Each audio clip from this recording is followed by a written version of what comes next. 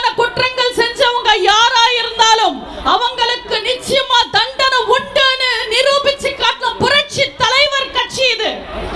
அப்பவே பிறந்த பெண் குழந்தைங்களுக்கு கூட பாதுகாப்பு தந்த அம்மாவோட கட்சி இது. தமிழ்நாட்டு பெண்களை தாயாவும் தங்கையாவும் மகளாவும் மக்களாவும் பார்த்து நல்லாட்சி தந்த புரட்சி தமிழர் அண்ணன் எடப்பாடியாரோட அதிமுக இது. இன்னைக்கு தமிழ்நாட்டுல பெண்கள் வீட்டுல நிம்மதியா இருக்கணும்னா எடப்பாடியார் சிஎம் சீட்ல நிம்மதியா இருக்கணும். திமுக எப்பெல்லாம் பெண்களை அவமானப்படுத்துதோ அப்பெல்லாம் திமுக ஆட்சி போயிருக்கு.